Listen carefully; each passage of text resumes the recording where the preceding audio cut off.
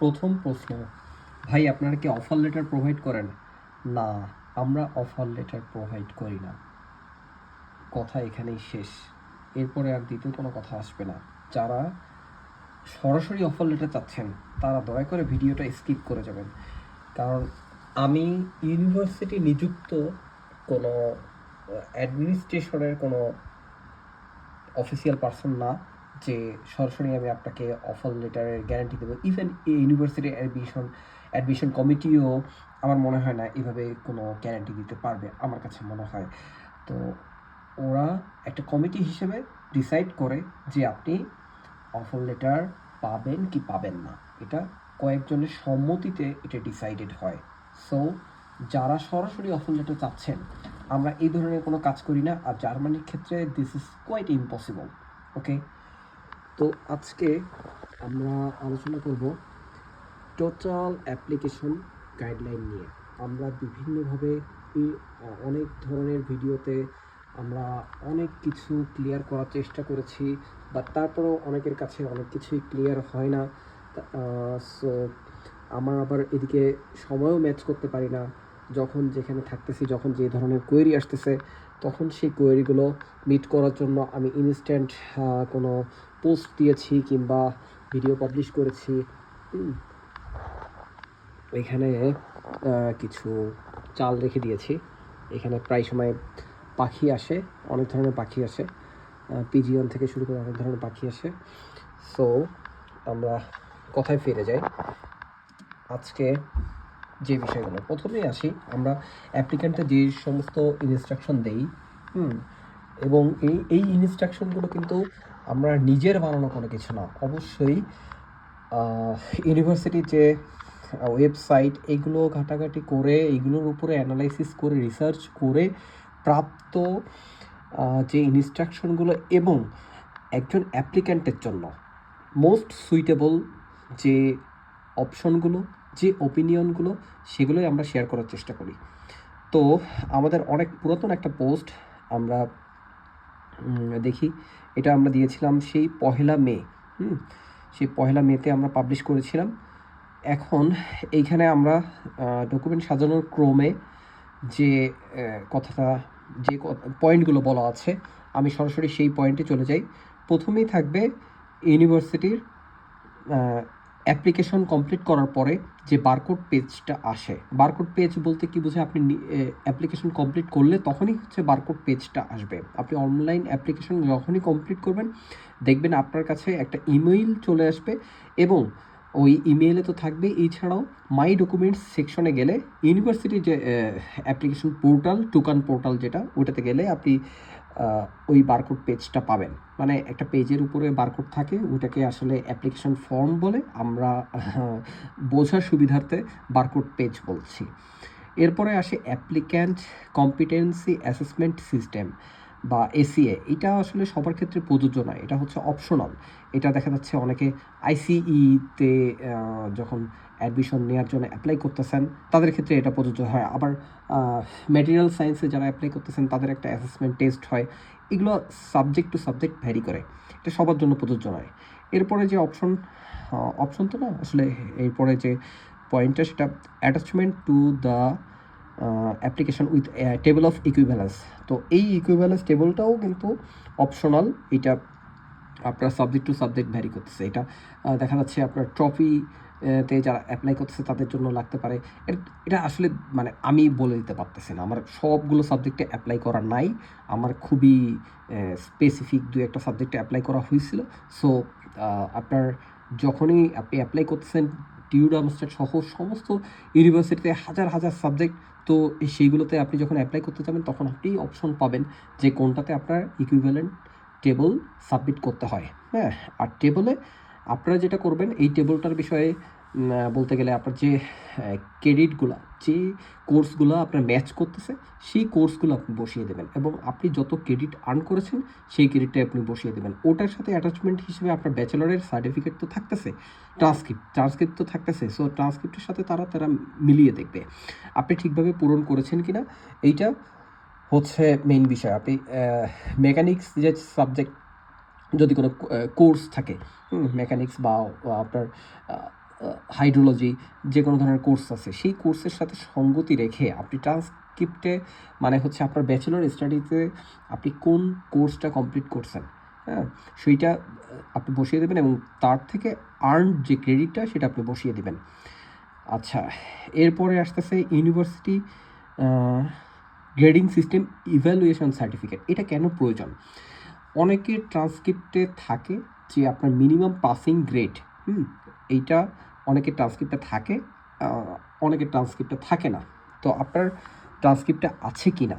সবার ট্রান্সক্রিপ্টে যেটা থাকে সেটা হচ্ছে আপনার একটা সকল যে সমস্ত কোর্স পাসিং যে গ্রেডিংটা ওইটা থাকে, বাট আপনার ডিগ্রি পাসিং যে সার্টিফিকেট এটা কিন্তু আপনার দেখা যাচ্ছে অনেকের আলাদা করে নেওয়ার প্রয়োজন হয়, কারণ তাদের ট্রান্সক্রিপ্টের ভিতরে এত ডিটেইলে আপনার ডিগ্রি পাস করার জন্য যে মিনিমাম পাসিং গ্রেডটা প্রয়োজন সেইটা আপনার ওখানে অনেক সময় উল্লেখ করা থাকে না।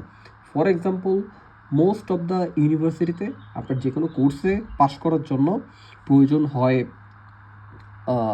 2.00 আউট অফ 4, বাট দেখা যাচ্ছে সেই সমস্ত ইউনিভার্সিটিতে আপনার মিনিমাম পাসিং গ্রেড থাকে 2.25, ক্ষেত্র বিশেষে 2.20, ক্ষেত্র বিশেষে 2.50 পর্যন্ত থাকে। হ্যাঁ, তো এটা ইউনিভার্সিটি টু ইউনিভার্সিটি ভ্যারি করে। এটা আপনারা ইউনিভার্সিটির ওয়েবসাইটে সার্চ করেও আপনারা পেতে পারেন। গুগলে সার্চ করে দেখলেন যে এটা ইউনিভার্সিটির ওয়েবসাইটে আছে কি না, কিংবা যদি না থাকে তাহলে আপনারা ইউনিভার্সিটি থেকে কালেক্ট করতে হবে। এটা এখানে প্রয়োজনটা কেন? অনেকে বলে যে এটার কোনো প্রয়োজন আছে কিনা। এটা তো ইউনিভার্সিটির যে রিকোয়ারমেন্ট, মানে টিউ ডামস্টাড বা অন্যান্য ইউনিভার্সিটির যে রিকোয়ারমেন্ট, সেই রিকোয়ারমেন্টে নাই। এখন রিকোয়ারমেন্টে নাই আপনি বলতেছেন, বাট আপনার র্যাঙ্কিংটা হবে কিন্তু যখন কি বলে ওটাকে, আপনার যখন দেখা যাচ্ছে কোনো একটা রেস্ট্রিক্টেড প্রোগ্রামে অ্যাপ্লাই করছেন, আপনার ওখানে ইয়েটা গ্রেডের আপনার প্রোফাইলের ইভ্যালুয়েশন প্রয়োজন। তো তখন ওখানে আপনার র্যাঙ্কিংটা করবে কিন্তু আপনার পয়েন্ট ধরে না। ধরেন ইন্ডিয়া থেকে যে পাস করতেছে, যে তার যে সার্টিফিকেট, তার সার্টিফিকেটের যে পয়েন্ট আপনার পয়েন্টের সাথে তো মিলবে না। সো আলটিমেটলি সবাইকে এক কাতারে ফেলার জন্য সেটা কি করতে হয়, সেটা আপনার মিনিমাম পাসিং গ্রেড এবং হচ্ছে ম্যাক্সিমাম যে গ্রেডটা, সেই দুইটার উপরে বেস করে আপনার যে প্রাপ্ত গ্রেড, সেই 3টা ডাটা বসিয়ে ক্যালকুলেট করে তারপরে আপনার এই জিনিসটা পাওয়া যায়। হ্যাঁ, এই জার্মান গ্রেডটা পাওয়া যায়। সো আপনার জার্মান গ্রেডটা জানা অনেক বেশি ইম্পর্টেন্ট, মানে অ্যাডমিশন কমিটির জন্য বেশি ইম্পর্টেন্ট। সো দ্যাটস হয় তাদের সুবিধার্থে আপনারা যদি ওটা প্রোভাইড করে থাকেন তাহলে তাদের কাজটা সহজ হয়। আর আপনি যদি ওটা প্রোভাইড না করেন তাহলে আপনারটা সঙ্গত কারণেই আপনারটা পরে তারা হিসাব করবে, হয়তো বা ইউনিভার্সিটির সাথে কন্ট্যাক্ট করবে যে ভাই আপনার এখানে ইউনিভার্সিটিতে মিনিমাম পাসিং গ্রেড কত, এটা কীভাবে। হ্যাঁ, সো এইটা তাদের জন্য একটা হ্যাসল মনে হয়। এটা আমি এখানে পড়তেছি, আমি জানি যে টিচাররা কীভাবে ইভ্যালুয়েট করে। হ্যাঁ, আমি যতটুকু মানুষের সাথে কথাবার্তা বলে যেটা বুঝছি, টিচারদের সাথে কম বেশি কথাবার্তা হয়, সো এটা আমি বুঝতে পারি।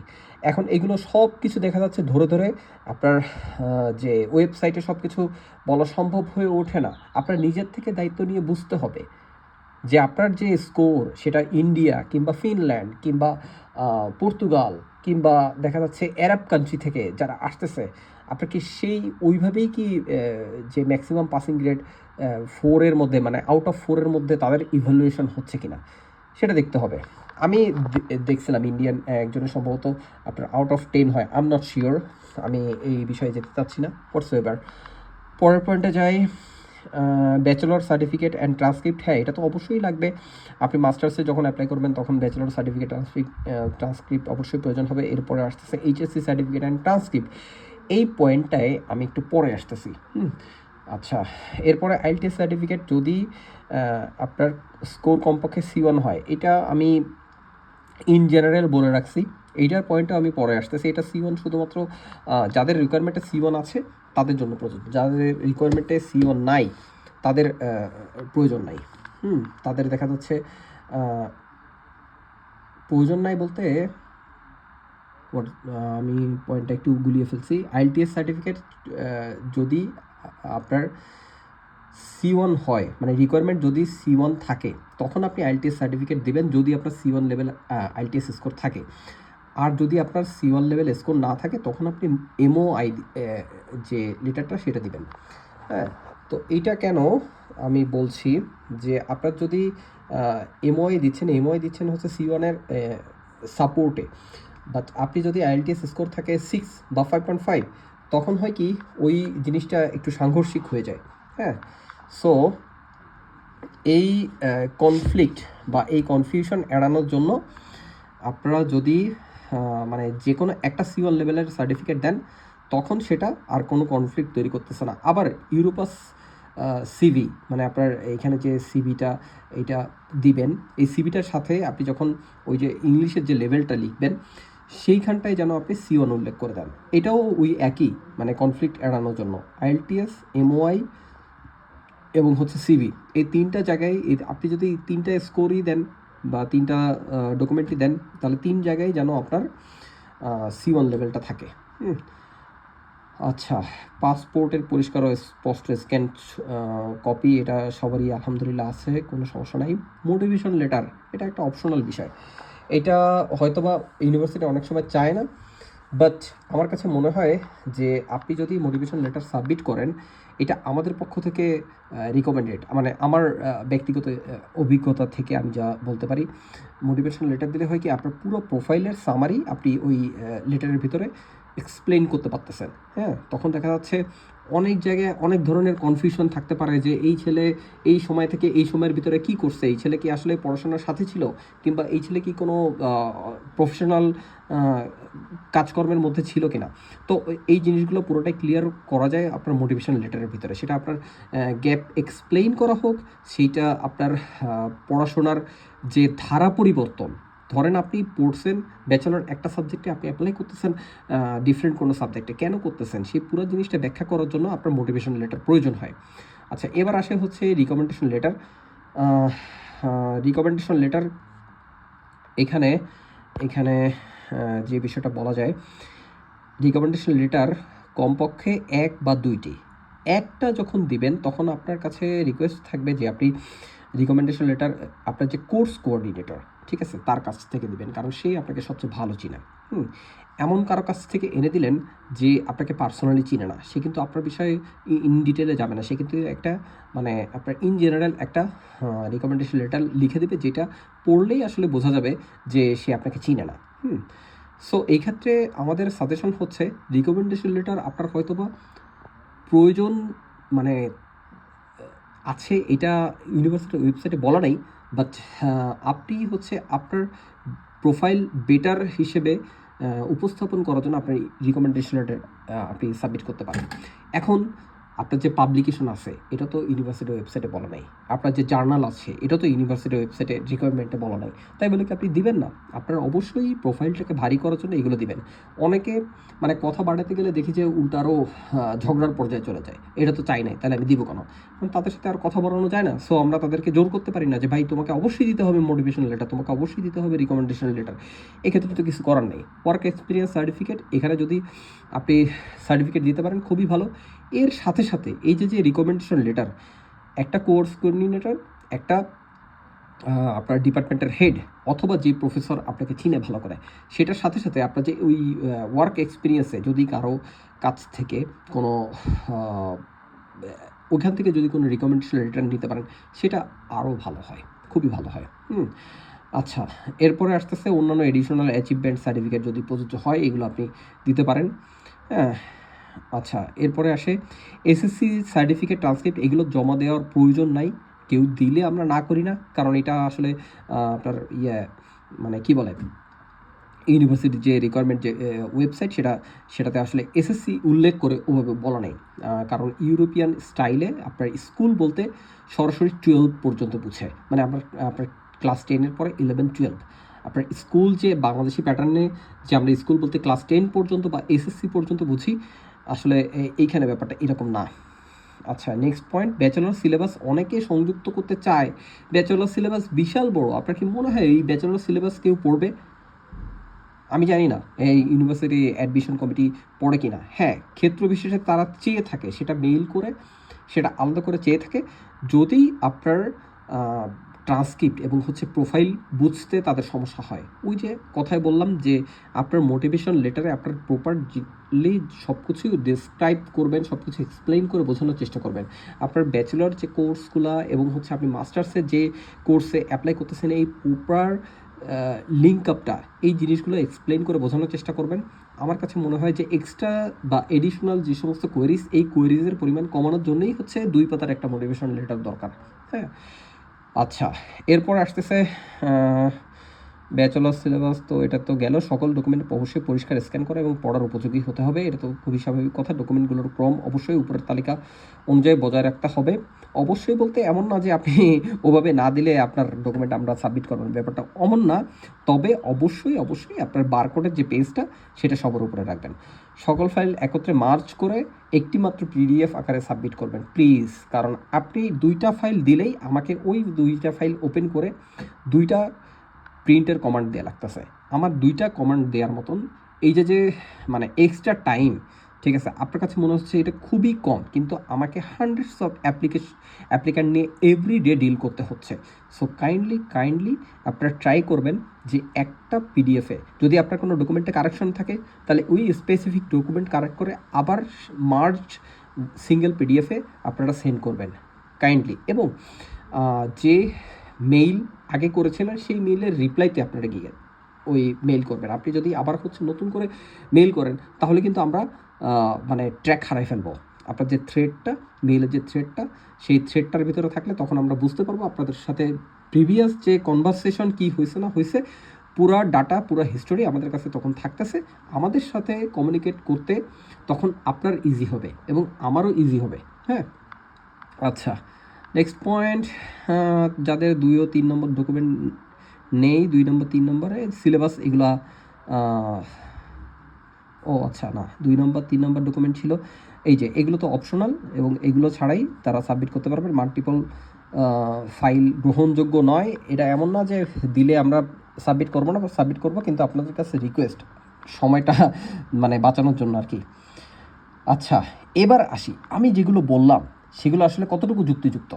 এবার আসি মূল পয়েন্টে, ইউনিভার্সিটি ওয়েবসাইটে যাই, যেইটা 90% মোস্টলি মোর দ্যান 90% মনে হয় আমি ভুল বলতেছি, প্রায় 100% স্টুডেন্ট হচ্ছে জীবনে কোনো দিন খুলে দেখে না। তারা সরাসরি গিয়ে করবে গ্রুপে পোস্ট। হ্যাঁ, যেইটা আসলে কোনো কাজের কিছু না। হ্যাঁ, যারা আপনাকে বিভিন্ন ধরনের সাজেশন দেবে, তারা দেখা যাচ্ছে জীবনে কোনোদিন ইউরোপে কিংবা জার্মানির বারান্দায়ও আসে নাই। হ্যাঁ, আচ্ছা, যদি এসেও থাকে, মোস্ট অফ দ্য কেস যেটা দেখা যায়, তারা ইউনিভার্সিটি দেখা যাচ্ছে 2-4টা প্রফেসরের নামও ঠিকমতো বলতে পারে না।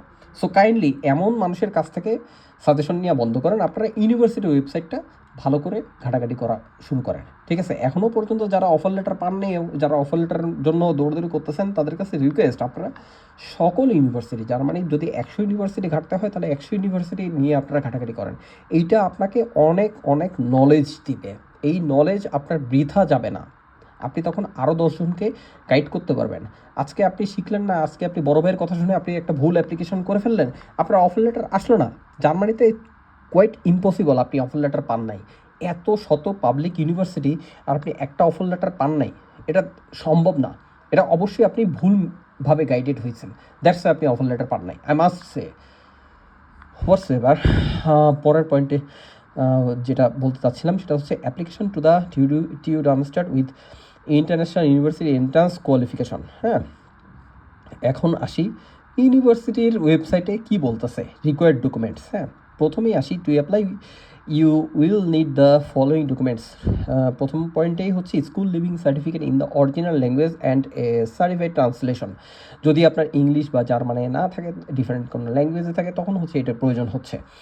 হ্যাঁ, আচ্ছা, এখানে স্কুল লিভিং সার্টিফিকেশন আপনারা দেখবেন অনেক সময় ইউনি অ্যাসিস্টে যখন অ্যাকাউন্ট খুলতেছেন, তখন কিন্তু আপনার যে প্রোফাইল সম্পূর্ণ করতে গেলে স্কুল লিভিং সার্টিফিকেশন, যেটা আপনার এইচএসসি, যেটা আমি একটু আগে বলতেছিলাম যে আপনার ইউরোপ বা অ্যাব্রডের ক্ষেত্রে, অ্যাব্রড যে সমস্ত কান্ট্রি, মানে জার্মানি হোক বা ইংল্যান্ড, ফ্রান্স, স্পেন, যেটাই হোক, এগুলোর ক্ষেত্রে আপনার সবই স্কুল লিভিং সার্টিফিকেট বলতে, মানে আপনি স্কুল বলতে যে ক্লাস 12 পর্যন্ত, সেটা হচ্ছে কাউন্ট করে।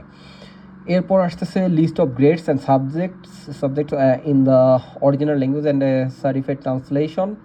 এগুলো যদি আপনার ইংলিশে না থাকে, বাংলাদেশে মোস্টলি সবই ইংলিশে থাকে, সো এটা আপনার এটা না দেখলেও হচ্ছে। এরপর আসছে university entrance examination certificate if required in your country.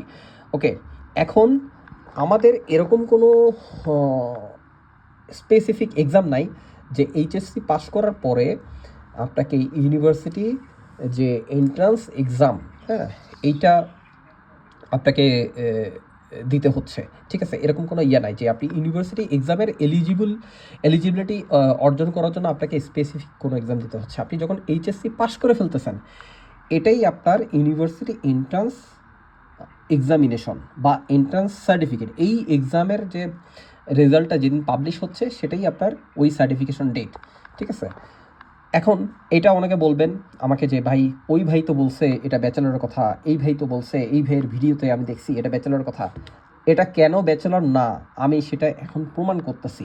এটা প্রমাণ করার জন্য মানে আমার বুঝলাম না, আমার এখন ডকুমেন্ট খাতা কলম দলিলপত্র নিয়ে বসতে হচ্ছে এখন বাধ্য হয়ে, কারণ আপনারা একের পর এক এত সব মিসলিডিং ভিডিও কন্টেন্ট এগুলো দেখে দেখে আপনারা অফার লেটার পান না, পরে এসে আমার সাথে ঝগড়া করেন যে ভাই এটা তো এই দেখে ওই করছি। ওই একজন ভিডিও বানানো মানেই সে হচ্ছে ফেরেস্তা হয়ে যায়।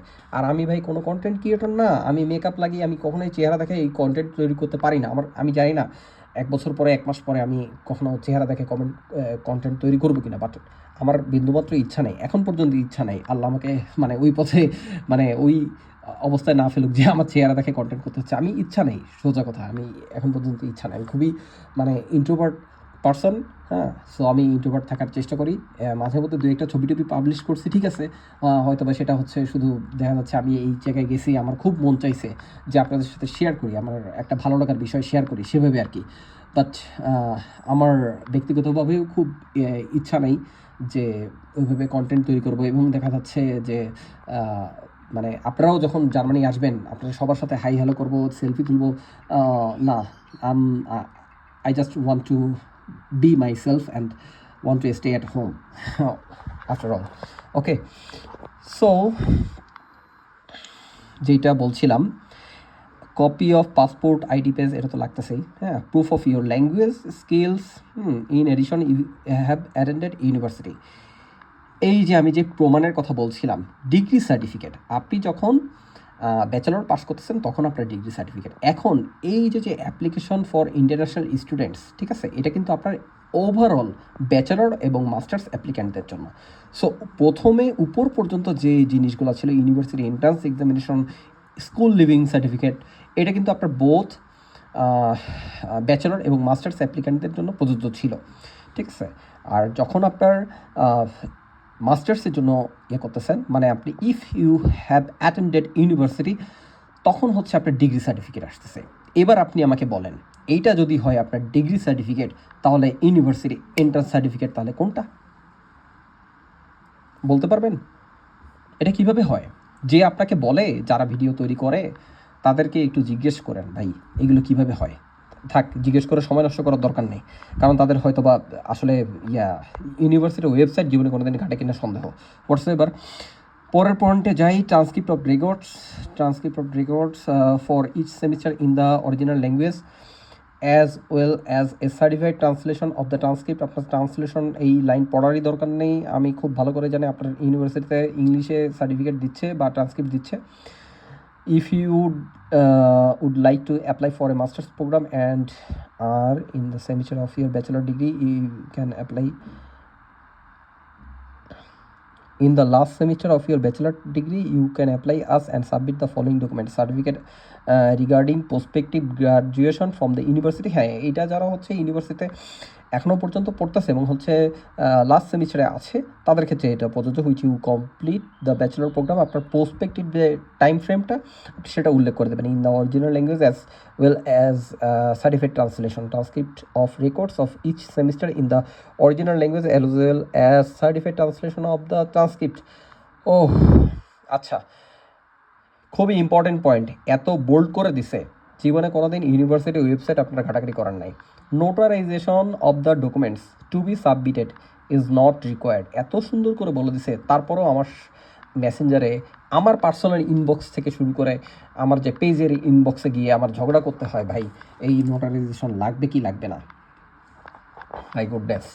যাই হোক, এরপরে বলতেছে please read the checklist provided with your online application in TUCaN carefully. In some cases you may be required to submit further documentation as specified by the department. এটা ওই যে বললাম যে অনেক সময় আপনার পুরো প্রোফাইলটা আপনি যখন হচ্ছে এক্সপ্লেইন করতে ব্যর্থ হচ্ছেন তখন ইউনিভার্সিটি আপনার কাছে চাইতে পারে, এবং ইন সাম কেসেস দেখা যাচ্ছে আপনার প্রোফাইল তাদের পছন্দ হয়েছে, হ্যাঁ, তারা চাচ্ছে আপনাকে অ্যাডমিশন দিতে, কিন্তু আপনি কোনো একটা জায়গায় আটকায় গেছেন, হ্যাঁ, কোনো জায়গায় তাদের হচ্ছে ক্রাইটেরিয়া মিট করতেছে না, তখন তারা চাইলো যে আপনার কাছে রিসার্চ প্রপোজাল দিতে, তারা চাইলো আপনার কাছে দেখা যাচ্ছে যে কোনো একটা ফর্ম দিল, এখানে বিভিন্ন ধরনের কোয়েরিজ থাকলো, সেই কোয়েরিজ ফিল আপ করে দিতে বলে। এটা অ্যাপ্লিক্যান্ট টু অ্যাপ্লিক্যান্ট ভ্যারি করে, সব অ্যাপ্লিক্যান্টের ক্ষেত্রেই যে এটা হবে এটা এমন না। তো তারপরও কিছু না বুঝলে কোনো সমস্যা নেই, আপনারা কমেন্ট করতে পারেন, এবং ইনবক্স তো খোলা আছেই। আচ্ছা, if you do not have to apply documents, your application becomes directly binding by sending it. আপনার যদি হচ্ছে ইয়াতে you do not have to apply form with documents, যখন আপনার এই ধরনের অ্যাপ্লিকেশন ফর্ম জেনারেট হচ্ছে না বা এই ধরনের বিষয় আসতেছে না, মানে আপনার অ্যাপ্লিকেশন ফর্মের কোনো কাহিনী আসতেছে না, তখন আপনার শুধুমাত্র অনলাইনে করলেই হচ্ছে। এটা আপনার ক্ষেত্রে প্রযোজ্য না। এটা কার ক্ষেত্রে প্রযোজ্য? এটা অন্তত বাংলাদেশি স্টুডেন্টের ক্ষেত্রে প্রযোজ্য না। সো আপনারা এটা স্কিপ করতে পারেন। If you must submit an application form with documents by post, this is now generated. হ্যাঁ, যখন আপনাকে হচ্ছে ডকুমেন্ট পোস্ট করতে হবে তখন একটা অ্যাপ্লিকেশন ফর্ম জেনারেট হয়, সেটা আপনাকে পোস্ট করে পাঠাতে হবে। হ্যাঁ, in this case your application will only become binding when the printed application has been received by the university within the application deadline. It is not sufficient here to submit the application online. Acha, special applications for admission restricted courses of study must also be printed out and submitted by mail within the application deadline. আচ্ছা, এটা খুবই general instruction, এগুলো translate এগুলো না দেখলেও হচ্ছে, এগুলো আপনারা হচ্ছে ইংলিশে থাকতেছে। আচ্ছা, এরপরে আসতেছে masters application process. Detailed guide for applying to a master's degree program at TU Darmstadt. Acha, to complete successfully, please follow the steps. Fill out and submit the electronic online application. এটা তো আপনারা সবাই করতেছেনই। আচ্ছা, print the cover sheet on paper. এই যে আপনার পেপারটা কাভার মানে এটা প্রিন্ট আউট করলেন, হ্যাঁ, এখানে কি আপনার প্রিন্ট করার পরে কোথাও সিগনেচারের কথা বলছে? আমার মনে হয় না, আমি কোথাও সিগনেচারের কোথাও দেখতেছি না। ঠিক আছে, সো আপনারা যারা বলেন যে সিগনেচার করা লাগবে কি লাগবে না, এই জিনিসগুলো শুধুমাত্র প্রিন্ট করে আপনার কাভার হিসেবে দিতে বলছে। ঠিক আছে, এরপরে আসি check the document list in TUCaN. আপনি টুকানে অ্যাপ্লাই করার সময় যে ডকুমেন্ট লিস্টগুলো দেখতে পারবেন সেগুলোই শুধুমাত্র প্রিন্ট আউট করবেন। আচ্ছা, এইগুলার তো আমি আবার এই আগের এই ফেসবুকে পোস্টে এটা আমি বলেই আসছি। আচ্ছা, check all paper documents simple copies and cover sheet by post to Darmstadt. আচ্ছা, সেন্ড অল পেপার ডকুমেন্টস। ঠিক আছে, এটা তো পেপার ডকুমেন্টস এই এখনও পর্যন্ত আমার কাছে শুনতে হয় মানে যে ডকুমেন্ট কি পাঠাতে হবে কি না, বা ইউনিভার্সিটি না বলা পর্যন্ত আমি কেন ডকুমেন্ট পাঠাবো। মানে ব্যাপারটা এমন দাঁড়াইছে যে আমি মানুষকে ফোর্স করতেছি ইউনিভার্সিটির ডকুমেন্ট পাঠানোর জন্য। তোমার যদি পছন্দ না হয় ভাই, তাহলে আপনি পাঠান না ভাই। ঠিক আছে, এক কথা শেষ। Regular check your application status in TUCaN. আর আপনারা আমাদেরকে বলেন হচ্ছে অ্যাপ্লিকেশন স্ট্যাটাস চেক করার জন্য। এটা আমরা কীভাবে করবো? এটা আপনার যে অ্যাপ্লিকেশন আপনি যে করছেন, আপনার স্ট্যাটাসটা আপনাকেই চেক করতে হবে, আপনাকে চেক করে বের করতে হবে যে আপনার ডকুমেন্ট রিসিভ হয়েছে কি হয়েছে না। আমার কাছে যখন ডকুমেন্ট দিচ্ছেন, আমি তো সরাসরি ইউনিভার্সিটি ইন্টারন্যাশনাল ডেস্কে সাবমিট করতেছি। এইখানে আপনার মিসিংয়ের কোনো সুযোগই নাই, কোনো সুযোগ নাই। এমন হইতে পারে যে 1 মাস পরে যে রিসিভ হয়েছে, বাট রিসিভ হয়েছে, রিসিভ না হয় কোনো সুযোগ নাই। যখন আমি সরাসরি ইন্টারন্যাশনাল ডেস্কে সাবমিট করতেছি, এখানে মানে এটা কি এখন আমার তাহলে সিসি ক্যামেরার ভিডিও করে তারপরে সব কিছু রাখতে হবে? এটা তো ভাই এত কিছু সম্ভব নয় ডিটেলে। এটুকু ট্রাস্ট তো অবশ্যই রাখতে হবে। ইম্পর্টেন্ট নোট, যেটা অনেকের অনেক ধরনের যন্ত্রণা আছে যে ভাই ডকুমেন্ট কি আসলেই করতে হয় কিনা। If you if your application is not complete after step 1, although you have submitted the online form, your application is not finalized until you have submitted the required paper documents by post. Please proceed with the next steps to ensure your application is completed. এবার কি বোঝা গেল? আপনার document hard copy submit করতে হবে কি হবে না। এখন পার্থক্যটা হচ্ছে আপনার ডকুমেন্ট পোস্ট করতে হচ্ছে না, আমাদের কাছে দিলে আমরা সেটা যাচাই বাছাই করে আপনার বেটার প্রোফাইল সাবমিট করার জন্য বা প্রেজেন্ট করার জন্য আমরা অনেক ধরনের সাজেশন দিয়ে থাকি, যেটা আমরা ফেসবুকের পোস্টে আমরা বলে দিয়েছি।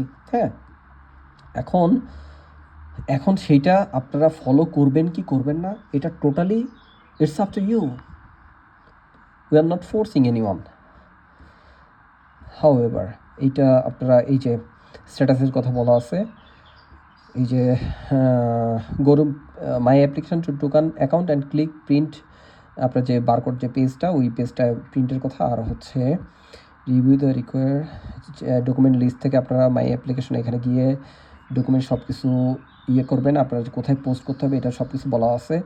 মাল্টিপল অ্যাপ্লিকেশন কীভাবে কী, হ্যাঁ এটা যেহেতু আপনারা সরাসরি আমাদের কাছে দিচ্ছেন, সো এইখানে এই জিনিসগুলো আপনারা না দেখলেও চলতেছে, কিংবা আপনারা দেখবেন অবশ্যই।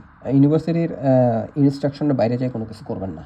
ওকে, তো ভালো থাকুন। আজকের ওয়েদারটা ভালো ছিল এবং আজকে সানডে আলহামদুলিল্লাহ আমারও কাজের প্রেশার কম ছিল, অনেক লম্বা ভিডিও হয়ে গেল। তবে ইউনিভার্সিটির অ্যাপ্লিকেশনের যে সম্পূর্ণ গাইডলাইন, ডকুমেন্ট কী কী লাগবে না লাগবে না, ঠিক আছে, সেটা আপনাদেরকে এই ভিডিওর মাধ্যমে জানি না কতটুকু পেরেছি বোঝাতে। এরপরেও যদি কোনো কোয়েরিজ থাকে আপনারা কমেন্টে জানালে আমরা উত্তর দিতে দেরি করবো না আশা করি। হ্যাঁ, ওকে, ভালো থাকবেন। চুজ।